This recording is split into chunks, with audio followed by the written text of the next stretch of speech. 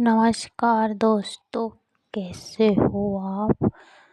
आज हम आपको सुनाने जा रहे हैं माघ माह यानी सकट चौथ तिलकुटा चौथ की कहानी कथा। ये सकट चौथ सबसे बड़ी चौथ माता है और इसका व्रत भी बहुत फलदायक है। तो किसी नगर में एक देवरानी जेठानी रहती थी। जेठानी अमीर थी, देवरानी बहुत गरीब थी। देवरानी का पति जंगल से लकड़ी काट कर लेकर आता और बाजार में बेचता। इधर देवरानी जेठानी के यहाँ काम करने जाती। काम के बदले जो जेठानी का खाना दाना बचा कुचा वो घर लेकर आती और अपने बच्चों को खिलाती, खुद खाती।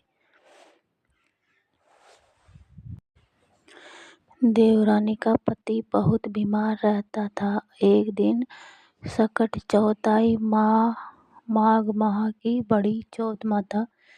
तो देवरानी ने व्रत रखा और 5 रुपए का तिल गुड़ में मंगाकर तिलकुटा बनाया। चौथ गणेश को भोग लगाया और जेठानी के यहाँ चली गई काम करने के लिए। तो जेठ जी से बोली कि खाना खा लो। जेठ जी ने बोला कि अभी तो सब लोग खाएंगे तब खाऊंगा। बच्चों से बोली कि खाना खा लो। जेठ के बच्चों से बोलो कि सब लोग खाएंगे तब खाऊंगा। फिर वो जेठानी से बोली कि खाना खा लो जेठानी जी। तो जेठानी जी ने गुस्से में बोला कि अभी तो चौथ माता को भोग नहीं लगाया, कैसे खाऊं। तो बोले कि मुझे खाना दे दो। कि भोग नहीं लगाया तो तुझे खाना कहाँ से दूं।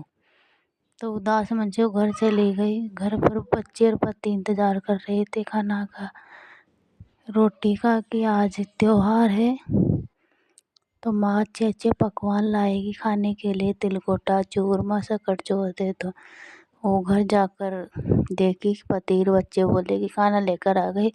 बोलो अभी तो भोग ही नहीं लगाया चौथ गणेश को, तुम मना कर दिया। तो पति ने गुस्से में आकर उसकी धोने से पिटाई कर दी कि इतना काम करती है, किस काम का, तुझे खाना भी नहीं दिया खाने के लिए। तो पति ने उसकी धोने से पिटाई की और फिर पाटे से पिटाई करी। तो पत्नी रोते रोते गणेश जी को याद करके सो गई। रात में जब उसको दुखी देखकर गणेश जी आए और बोले कि पाटा से धोनी और धोना से धोनी, मुझे भूख लगी है, क्या खाऊं। बोलो कि मेरे तो यहाँ तिलकुटा बनाया था, थोड़ा सा और रखा है, वो खा लो। तो गणेश जी खा लिया। फिर गणेश जी बोले कि धोना से धोनी और पाटा से धोनी, मुझे निमटास लगी है, कहाँ निमटूं। तो बोले कि मेरे तो यहाँ झोपड़ी है और मेरे सिर पे निमटास कर लो। तो गणेश जी उसके सिर पे पोंछ लिया। पोंछने के लिए बोला था कि कहाँ पोंछोगे, मेरे सिर पे पोंछ लो। और निमटास बोले कि हमारे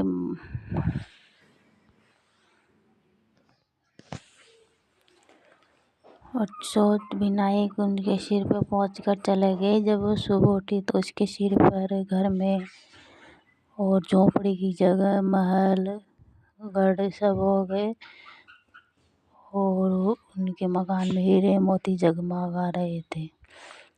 तब उधर जेठानी इंतज़ार कर रही थी कि मेरी देवरानी आएगी तो काम करेगी।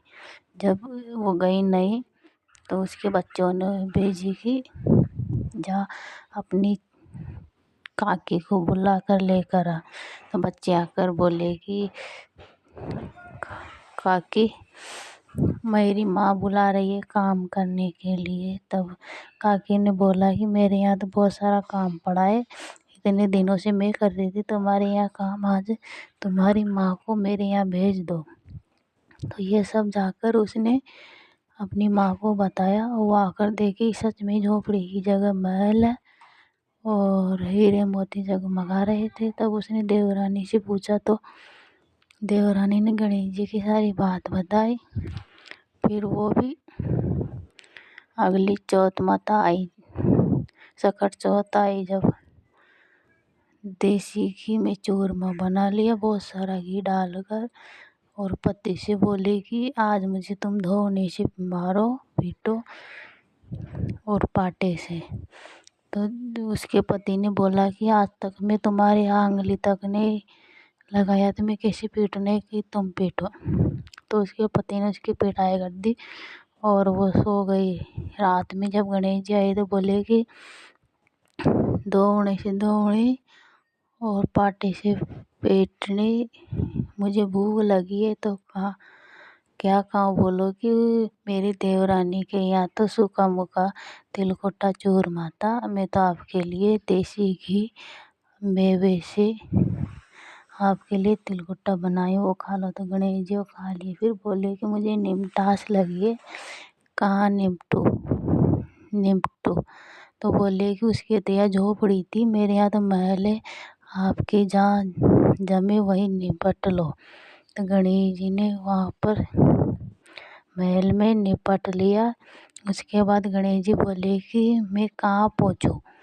तो उन्होंने बोला कि उसके तो गंदा सिर बाल था, मेरे तो चमेली का तेल लगाया है बालों में, मेरे सिर में पोंछ लो। तो गणेश जी पोंछ कर चले गए।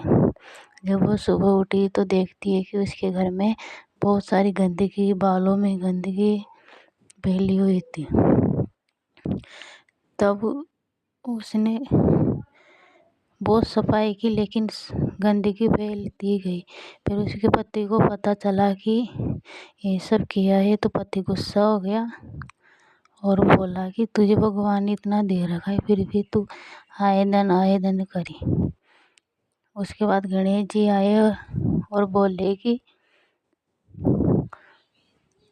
तुझे इतना सारा धन है फिर भी तू धन के लिए मरी।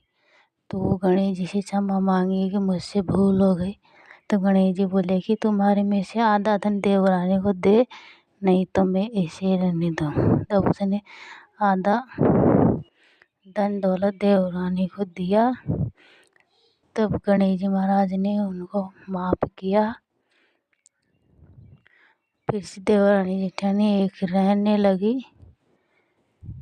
हे गणेश जी महाराज, जैसे देवरानी को टूटे वैसे सबको टूटना। चौथ गणेश जी और जो जेठानी को टूटे वैसे किसी को मत टूटना।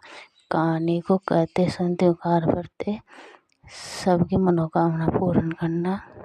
चौथ माता गणेश जी महाराज।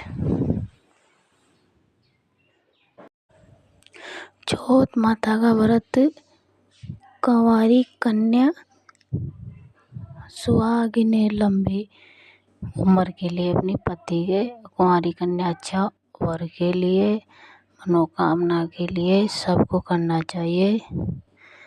निवृत्त होकर सुबह उठ कर स्नान दान करके शाम को जोत देखना चाहिए। चौथ माता गणेश जी का कथा सुने। उसके बाद चंद्रमा निकलने पर अर्घ्य देकर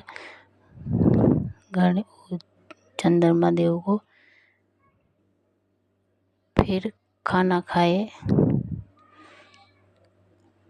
चौथ माता बड़ी शक्तिशाली है। 2025 में चौथ माता 17 जनवरी को पड़ेगी। यह दिन बहुत ही शुभ है।